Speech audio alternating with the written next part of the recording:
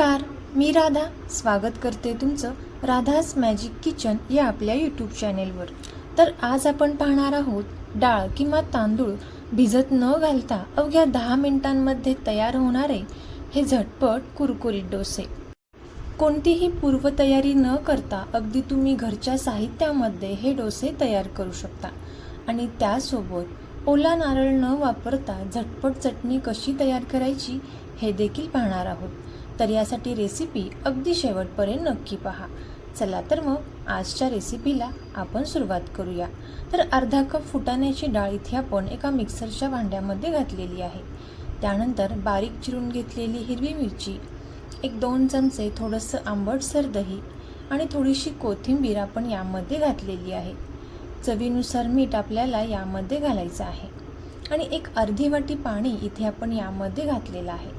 आता आपण हे मिक्सरला बारीक करून घेणार आहोत। तुम्हाला चटणी कशी कितपत पातळ हवी आहे त्या प्रमाणात तुम्ही इथे पाण्याचा वापर करू शकता। इथे मी ही चटणी थोडीशी पातळ केलेली आहे। तुम्हाला जर घट्ट आवडत असेल तर इथे तुम्ही पाण्याचं प्रमाण थोडंसं कमी ठेवू शकता। तर पाहू शकता इथे आपली ही अगदी झटपट अशी चटणी तयार झालेली आहे। आता आपण डोशाचे बॅटर तयार करायला घेणार आहोत। एका मिक्सरच्या भांड्यामध्ये इथे आपल्याला 1.5 कप गव्हाचं पीठ घ्यायचं आहे आणि त्याच कपने इथे आपल्याला 1/4 कप बारीक रवा घ्यायचा आहे। तुमच्याकडे मोठा रवा असेल तरी सुद्धा चालेल। आता यानंतर 2 ते 3 चमचे थोडंसं आंबटसर दही आपल्याला यामध्ये घालायचं आहे आणि अर्धा कप पाणी आपण यामध्ये घालून घेणार आहोत। गरज पडली तर इथे आपण पाण्याचा वापर हे बारीक करत असताना वापरू शकता। आता इथे मी पुन्हा एकदा अर्धा कप पाणी यामध्ये घातलेलं आहे आणि हे मिश्रण या पद्धतीनं तयार करून घेतलेलं आहे। पाहू शकता अगदी खूप घट्टही नाही किंवा अगदी खूप पातळही नाही, या पद्धतीचं बॅटर इथे तयार झालेलं आहे। आता आपण हे तयार करून घेतलेलं बॅटर यावरती झाकण ठेवून एक 10 मिनिटांसाठी असेच साईडला ठेवून द्यायचं आहे। एक 10 मिनिटांनंतर हे जे बॅटर आहे ते छान असं भिजलेलं असेल। यामध्ये आपल्याला चवीनुसार मीठ घालून घ्यायचं आहे।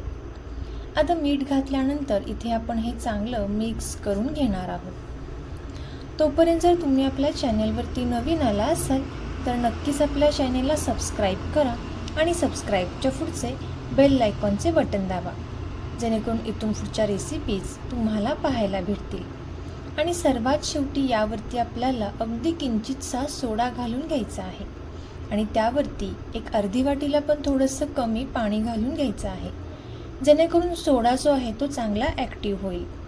तर पाहू शकता या कन्सिस्टन्सीचं बॅटर इथे आपण तयार करून घेतलेलं आहे। शाळेचा डब्बा असो किंवा ऑफिसचा डब्बा असो त्यामध्ये सुद्धा तुम्ही हे पौष्टिक डोसे देऊ शकता।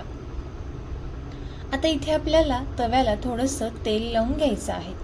तवा छान गरम झाल्यानंतर इथे आपण थोडंसं यावरती पाण्याचा शिंतोडा देणार आहोत। आता एका टिश्यू पेपरच्या साहाय्याने इथे आपण हे छान असं क्लीन करून घ्यायचं आहे। आता गॅसचा फ्लेम इथे आपल्याला फुल ठेवायचा आहे आणि 1 चमचा बॅटर इथे आपल्याला यावरती घालायचं आहे। इथे हे बॅटर तयार करत असताना अगदी खूप घट्ट बॅटर तयार करायचं नाही, थोडंसं पातळसर बॅटर इथे आपल्याला करायचं आहे आणि अगदी अलगद हाताने इथे आपण हा डोसा छान असा तयार करून घेतलेला आहे। आता इथे तुम्ही तुमच्या आवडीनुसार बटर किंवा तेल किंवा तुपाचा वापर करू शकता। आता मंद आचेवरती इथे आपल्याला हा डोसा छान असा भाजून घ्यायचा आहे। जोपर्यंत याच्या कडा ज्या आहेत त्या आपोआप सुटत नाही तोपर्यंत आपल्याला डोसा हा काढून घ्यायचा नाही। गॅसचा फ्लेम बंद ठेवून इथे आपल्याला एक 7 ते 8 मिनिटांपर्यंत हा डोसा छान असा भाजून घ्यायचा आहे। तर पाहू शकता याच्या कडा सुटलेल्या आहेत आणि याचा कलर देखील चेंज झालेला आहे। इथे आपण हा डोसा काढून घेणार आहोत। तुम्हाला पाहूनच कळत असेल की डोसा किती कुरकुरीत मस्त आणि छान तयार झालेला आहे। आता याच प्रकारे इथे आपण बाकीचे सुद्धा डोसे तयार करून घेणार आहोत। तर तुम्ही सुद्धा याच पद्धतीने हे डोसे नक्की ट्राय करून पहा आणि कसे झाले ते कमेंट करून नक्की सांगा। तुम्हाला जर ही रेसिपी आवडली असेल तर नक्कीच आपले मित्रमैत्रिणी आणि नातेवाईकांसोबत शेअर करा। चॅनेलवरती नवीन आला असाल तर चॅनेलला सबस्क्राईब करा आणि सबस्क्राईबच्या पुढचे बेल आयकॉनचे बटन दाबा। थँक्यू।